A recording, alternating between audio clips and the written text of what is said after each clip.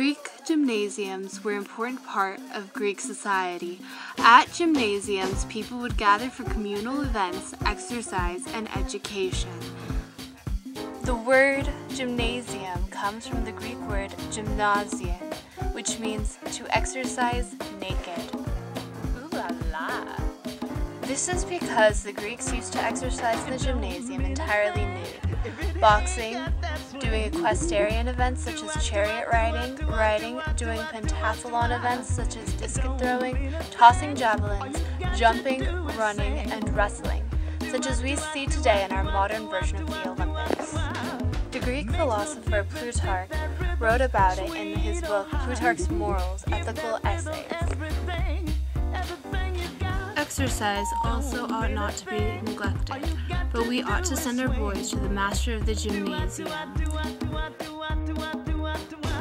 Not only were gymnasiums used for exercise as they are today, but they were also used for music, education, and military training. In the rooms to the sides of the courtyard, philosophers would gather and teach the young men of the society the philosophies of the great teachers as well as their own. Blah, blah, blah, blah, blah. Girls' education was left to their mothers to teach, if their fathers permitted them, as they were mainly to see to household duties.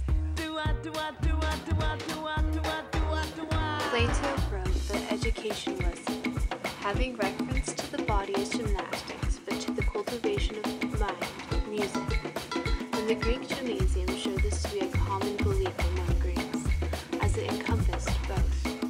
As the ancient Greeks fell and new civilizations rose and evolved, so did gymnasiums. Romans were taking down the improvements and Latinized the Greek word into gymnasium. Western cultures took this to mean gymnasium in English, a building devoted to physical exercise and athletics, whereas Germanic cultures took gymnasium to mean educational buildings for high school-aged individuals, going to the academic process of Greek gymnasium. Luckily, the ancient Greeks' value and love of learning was passed on to our culture, as we kept the idea that education and physical